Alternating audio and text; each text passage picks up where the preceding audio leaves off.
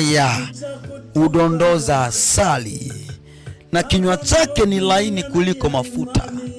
Asilimia kubwa ya vijana walokole wamekuwa ni malaya, ni vimalaya, vijimalaya ambavyo vimekuwa na tabia nyingi sana za kiupagani, nyingi sana.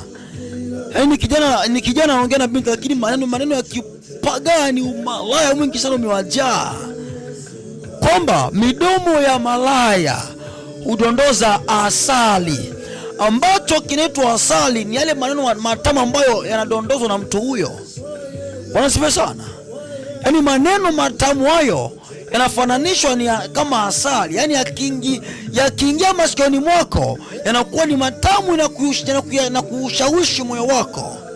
Sasa kwa asilimia kubwa vijana wamekuwa ni vijimalaya ambavyo vimejificha kanisani, huku wakiongea ovyo na mabinti kwa habari ya zina na uasharati. Bwana sifa sana. Kwa hiyo mabinti na vijana wengi wa kiume wamekuwa ni malaya, maana midomo yao imejawa maneno mengi sana maovu, mapotovu sana. Bwana sifa sana.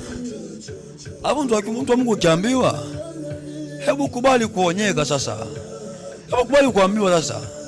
Asilimia kubwa, mimi nakwambia asilimia kubwa ya wengi nyie vijana siku nyie, asilimia kubwa ya wengi sana wahubiri, wajakazi na wengine wote, asilimia kubwa ya wengi ninyi watu nyie ni mipagani ambao wamevaa suti. Watu wa Mungu nyie, hizi simu hizi zimewaharibu nyie wengi sana. Wengi sana.